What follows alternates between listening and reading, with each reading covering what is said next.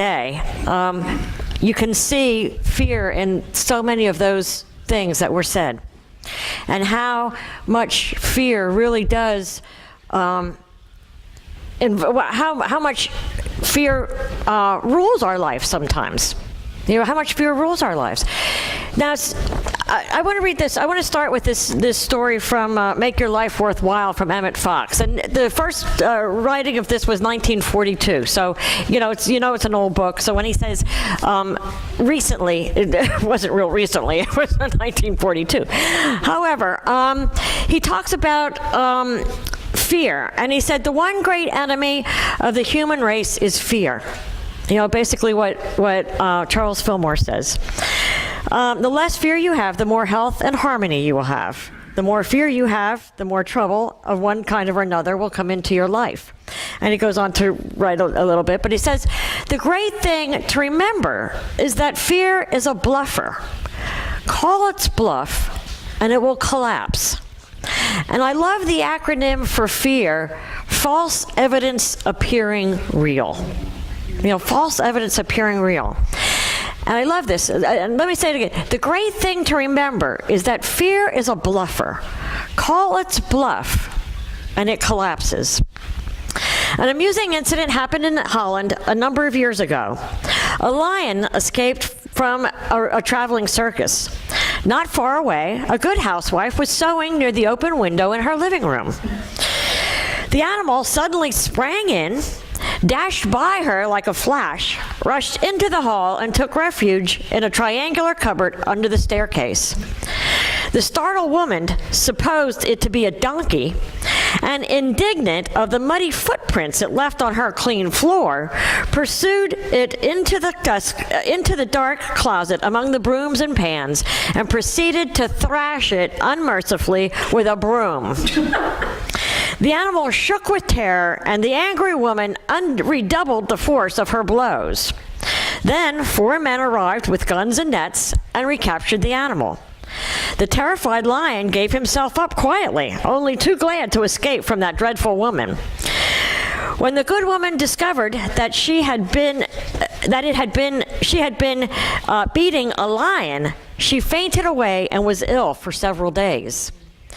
This story illustrates perfectly the demoralizing power of fear.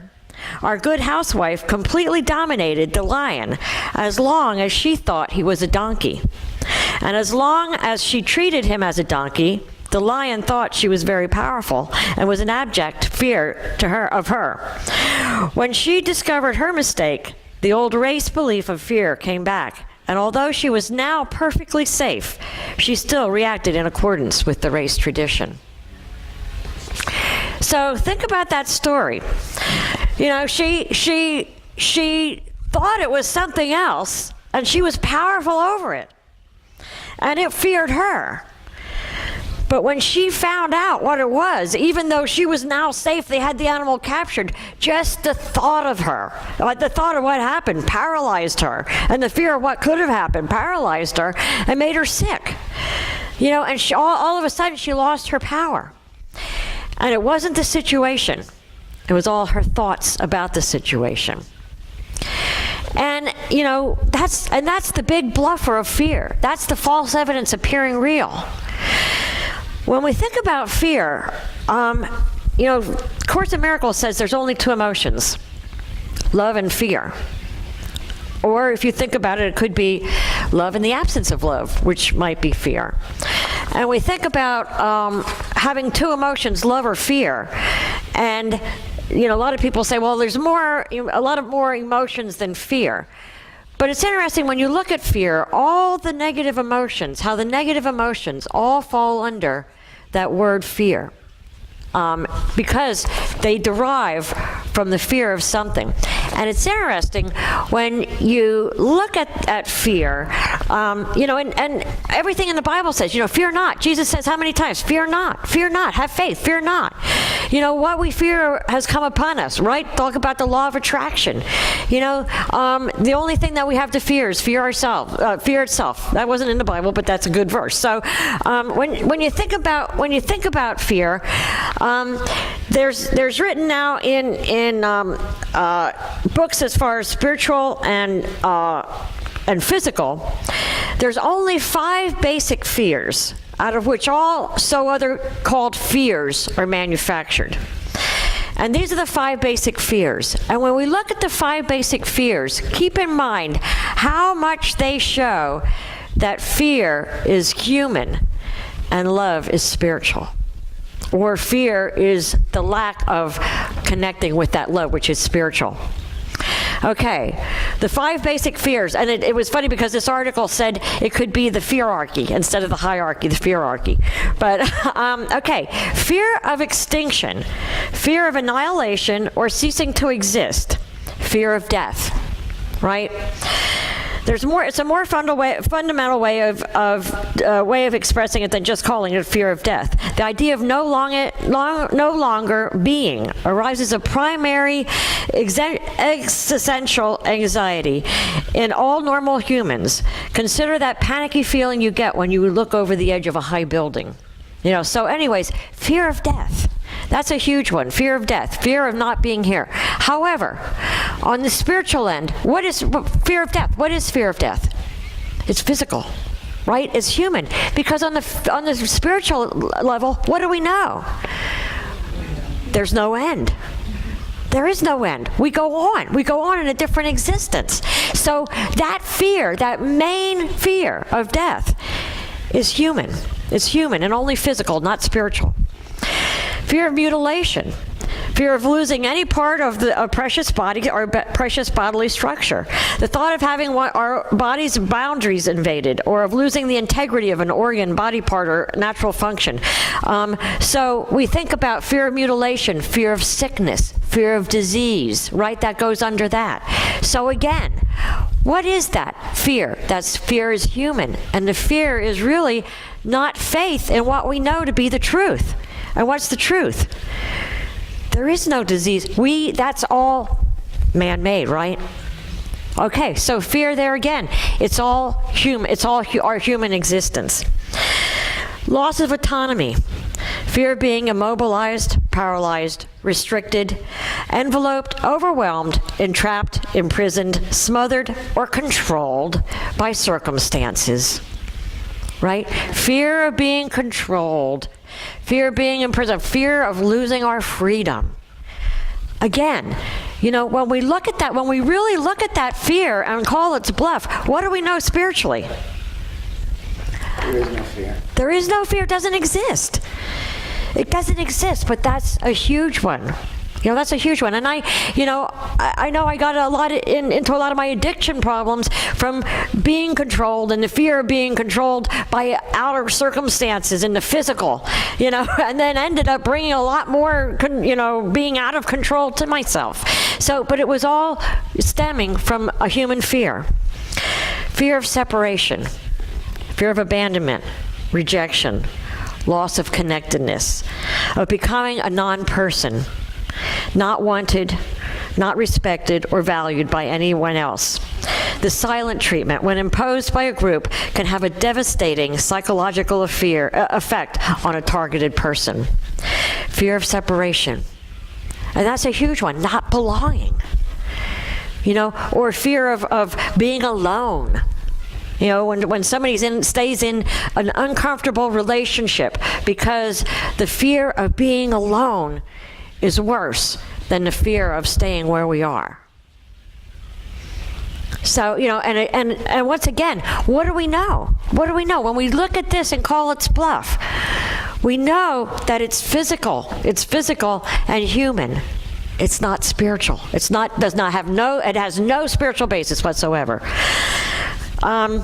Ego death, fear of humiliation, fear of shame, or any other mechanism of profound disapproval that threatens the loss of integrity of the self. Fear of the ego, all egoic. Right? One of the biggest things that people say is worse than dying is public speaking. Right? Right? Because what happens there? It's the fear of humiliation, the fear of making a jerk out of yourself in front of everybody. You know, and there again, you know, when we know that that's a human fear. When we look it in the eye, it dissolves. So that's it, just those 5. And if you think about everything that comes under everything, you can put them under those 5 things. And I believe that's true of everything that people spoke here. It's true of what I'm going through. It's through fear, you know, cleaning house. It's true of any of those processes that we go through in evolution. You know, it's fear. It's fear of some kind. However, fear is false evidence appearing real. And what happens, I think about this, and what we know in Unity, what happens when we give fear the energy? It gets bigger, it becomes real, it takes over. It becomes, yeah, exactly. It becomes the lion. It was the donkey that we had power over. All of a sudden, it becomes the lion. And it's interesting. Like I say, I love the studies backing up this stuff and everything. They have done. Do you know what? Actually, I missed the 5th fear. I think fear of intimacy, or fear of commitment, is basically a fear of losing one's autonomy. Oh no, that goes under the 5. That goes under the 5. A lot of people say, you know, well, what about fear of intimacy, fear of commitment? That goes along with the fear of losing autonomy. You know, you become somebody else. So, you know, it says all other emotions known or various popular names or aliases of those 5 primary fears. Jealousy, for an example, is an expression of the fear of separation. You know, envy and guilt express the fear, or shame and guilt express the fear or actual condition of separation or even ego death. So, you know, all of those five fears are the big, huge 5 fears. But they did a lot of studies on perception and how we perceive things and how we do make lions out of donkeys, or, you know, as we say, mountains out of molehills. And it's interesting because they asked people to judge an incline of a hill. And actually, people tended to, I forget what the percentage of the time was, but they judged the incline 25% higher than what it actually was. Now, after people ran, they had people run, and then they had them come up to a hill and judge the incline. They judged it even higher because they were tired.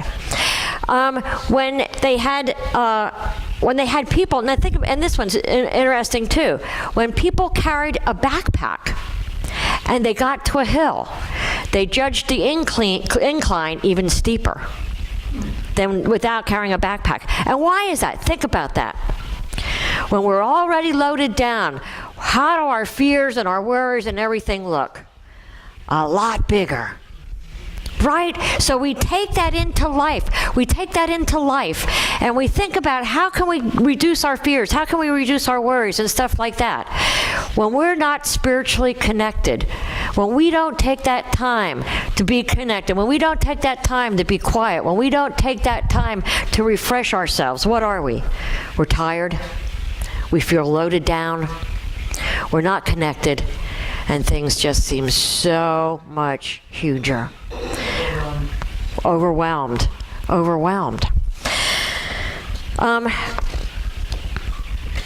There was another there was another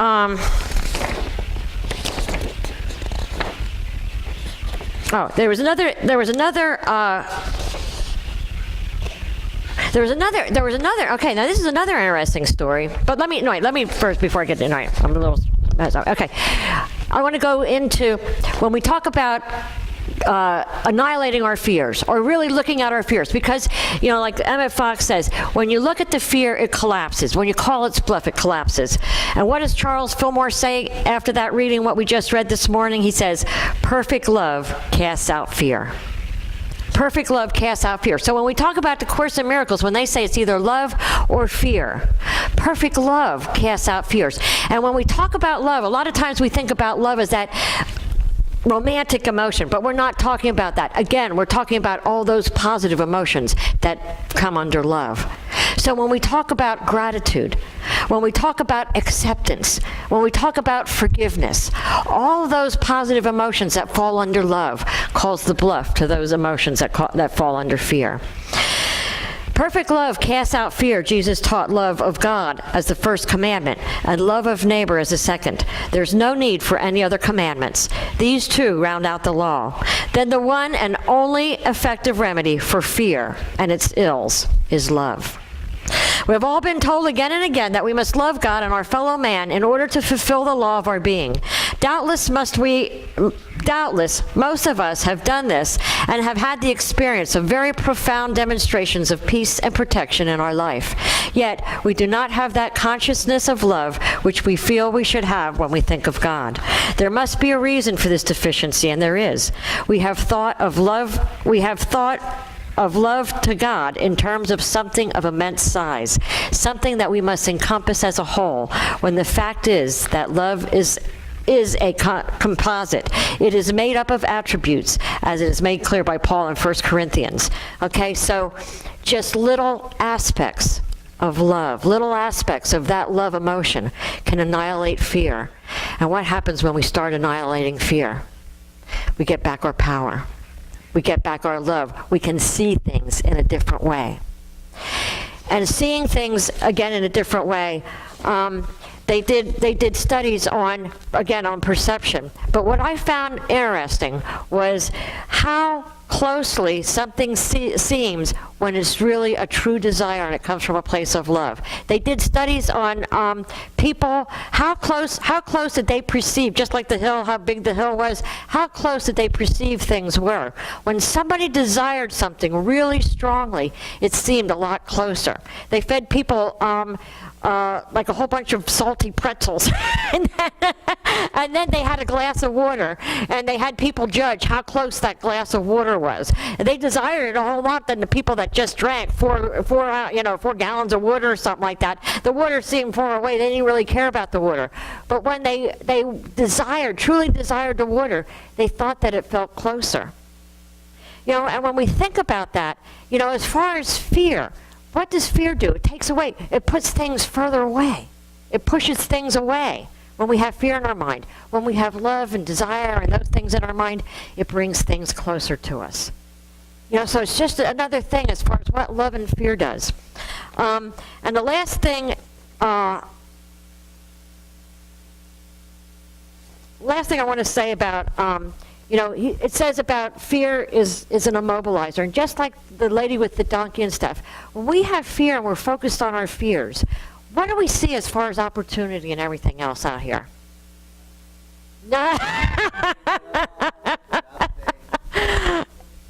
Exactly. It actually closes off our vision. All we see is that thing that we fear. And once we annihilate that, once we realize that it's it calls our bluff, it's going to fall away. And what I love is the stories of how people, when they get the courage and they look fear in the eye, how miraculous things truly do happen. And I was looking for the story and I couldn't find it to print it out, but I'll tell the story because I know it and I love it. But it was about a young woman that was walking home at night, and she decided to take a shortcut through a dark alley. And as she started through the alley, she thought, you know what? I know I'm not supposed to do this. I was told many times, and she thought that she saw a figure in the middle of the alley. But she kept walking, and she prayed. And she said she felt an overwhelming sense of love. And all her fears dissolved. She was afraid, but as she started praying and she started affirming, that she wasn't alone, that she was with God and stuff like that, all her fears fell away. And she walked past the man, and as she looked over, a light shone and she could see his face. So she walked safely through the alley, got home, went to bed, and didn't think anything of it. And in the morning when she got up, in the morning paper, it had about another young lady soon after her walked down that alley and was raped and murdered. And she knew that, or she felt that it was this person that she saw in the alley because she had a bad feeling about it. So she went to the police and she said that, she went through that alley. She had seen the man's face. It could have been him and stuff. So anyways, she looked through pictures of mugshots and stuff, found the man. They went and did an investigation, and yes, it was him. They caught him because of, her testimony. But she said to the police, she said, I would like to ask him why he didn't go after me. Why he went after that other girl, why he left me safe. And he said, why would have I gone after you? You had two big men walking with you. I get goosebumps every time I tell that story, every time I read that story. Because her prayers, somehow gave the illusion of two men walking with her and kept her safe. I mean, talk about miracles. And talk about, perceptions and everything else. And we think, wow, how can that be? I believe totally that happened. That there were those two men walking with her that kept her safe. And I believe that the light of God shone on his face too, that she could see him and she could bring justice to that other person that didn't. So, it's amazing what prayer, when we turn to prayer, when we turn to faith, when we turn to love, how that can annihilate fear. And I think, everybody that lit a candle here today shown that, they are turning from fear to love, fear to faith, and things are happening. Things are turning around. They're calling fear's bluff and seeing things in a different way. And it's hard sometimes when we get into it because it seems so real. Things seem so real when we're into the drama of life. When we're into the drama of reality, losing jobs, losing houses, losing people in our life, whatever.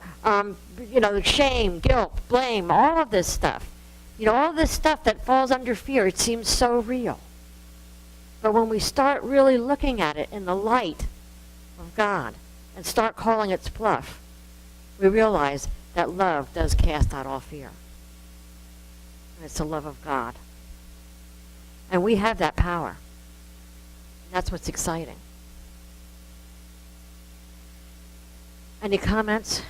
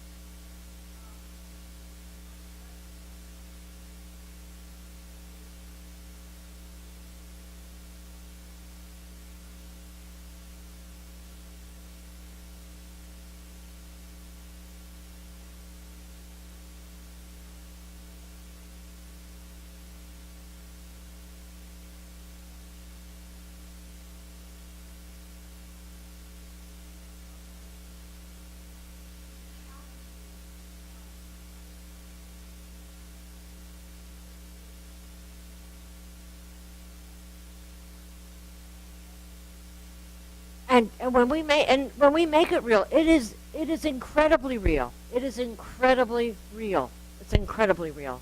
Yep. It is.